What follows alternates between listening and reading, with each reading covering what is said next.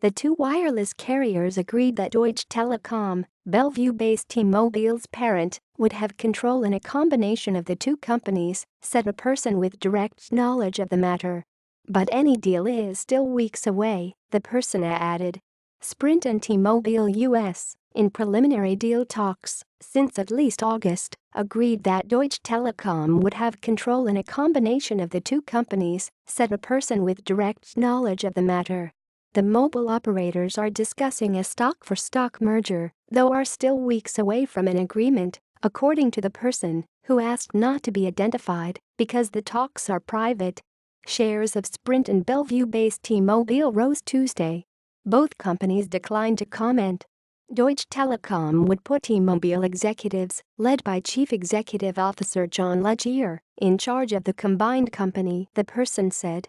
That's important for the German carrier, which owns about 64% of T-Mobile and has come to rely on it as a key driver of sales and earnings growth, according to a second person familiar with the talks. It favors a deal with Sprint because potential savings could come relatively quickly, the person said. The idea of a combination between the number 3 and number 4 carriers was shot down by regulators in 2014, but with a new administration, preliminary discussions picked up earlier this year. Washington, D.C., regulators appointed by President Donald Trump haven't signaled an insistence on maintaining a 4-player nationwide wireless market that was a feature of the preceding administration. Such a deal would take at least a year to get approval, and there is much logic on announcing a transaction before the November 2018 election cycle, Jennifer Fritsch, a Wells Fargo analyst, said in a note. T-Mobile shares climbed 5.9% to $65.42 at Tuesday's close, while Sprint surged 6.8% to $8.20. CNBC reported Tuesday details of the Sprint and T-Mobile talks. Several issues stand in the way of a deal, according to people familiar with the matter. There isn't a framework for structuring a stock-for-stock deal of this size when each side is controlled by a dominant shareholder. While SoftBank won't control the new company, Sun wants a significant say, two of the people said. The sides also must ensure they see the future of the industry in similar ways. Neither Sprint nor T-Mobile has performed due diligence, and price discussions haven't started, two of the people said.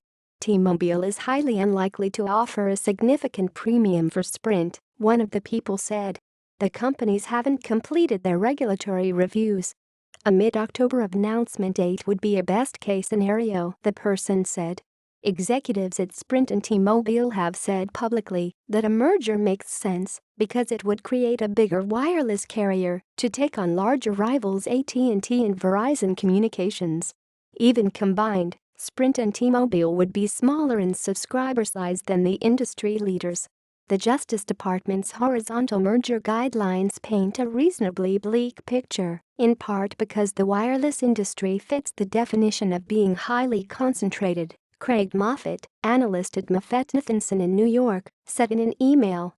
The Federal Communications Commission, which also would judge the deal, may not view a 3-player market as competitive, Moffett said.